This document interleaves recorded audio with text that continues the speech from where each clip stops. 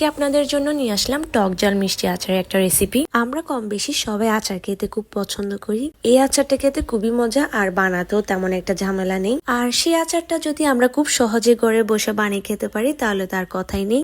এই সময় কিন্তু অনেক বেশি কাঁচা আম পাওয়া যায়। তাহলে চলুন দেখে আসি। আচারটা বানাতে আমাদের প্রথমে লাগবে কাঁচা আম। এখানে প্রায় 3-4 কেজি মতো কাঁচা আম হবে। আমি প্রথমে আমগুলোকে ধুয়ে ভালোভাবে পরিষ্কার করে নিই। এরপর আমি আমের কুসাগুলো ছিলে নিব।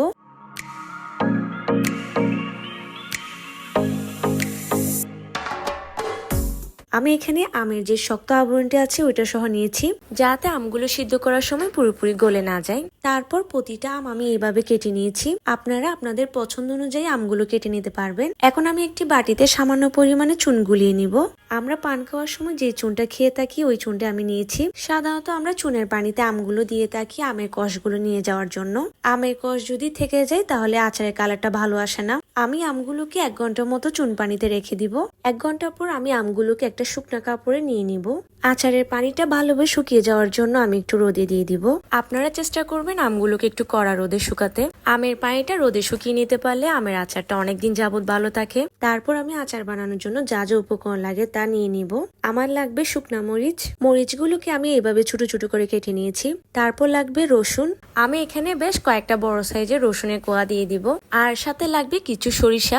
সরিষাগুলোকে আমি কিছুক্ষণের জন্য ভিজিয়ে রাখবো। প্রথমে একটি প্যানে আমি সরিষার তেল দিয়ে দিব। তারপর বেশ কয়েকটা তেজপাতা দিয়ে দিব। এরপর দিয়ে দিব আস্ত রসুন আর রসুন কুচি।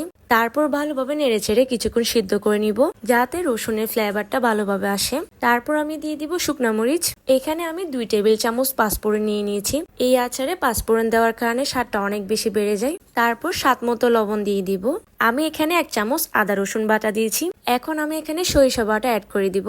সরিষা বাটা দেওয়ার কারণে আচারের স্বাদটা দ্বিগুণ বেড়ে যাবে। তেলের মধ্যে সবকিছু একবার ভালোভাবে মিক্স করে নিব। তারপর আমি পরিমাণ মতো চিনি দিয়ে দিব। অল্প একটু শুকনো মরিচের গুঁড়া দিয়ে দিব, যাতে কালারটা ভালো আসে। তারপর আমি অল্প পরিমাণে ভিনেগার দিয়ে দিব। এখন আমি কেটে রাখা আমগুলো দিয়ে দিব।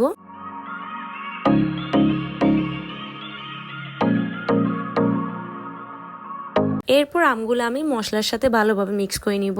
দেখতে পাচ্ছেন আম থেকে কতগুলো পানি ছেড়ে দিয়েছে। আমি এখানে সামান্য পরিমাণে চিলি ফ্লেক্স দিয়েছি, যাতে দেখতে সুন্দর লাগে। সামান্য পরিমাণে একটু আচারে কেমিক্যাল দিয়ে দিব। আচারে কেমিক্যাল দেওয়ার কারণে আচারটি দীর্ঘদিন যাবত ভালো থাকবে। এখন আমি আরো একবার ভালোভাবে সবকিছু মিশিয়ে নিব। এরপর ঢাকনা দিয়ে আমি আরো কিছুক্ষণ আচারটা ভালোভাবে সেদ্ধ করে নিব। এখানে আমি আচারের পানিটা আরেকটু শুকিয়ে নিব, যাতে আচারটা একটু মাখা মাখা লাগে। মাশাআল্লাহ, দেখতেই পাচ্ছেন আমার আমের আচারটা একদম রেডি। আচারটা পুরোপুরি ঠান্ডা হওয়ার পর আমি একটা কাঁচের জারে ঢুকিয়ে রাখবো।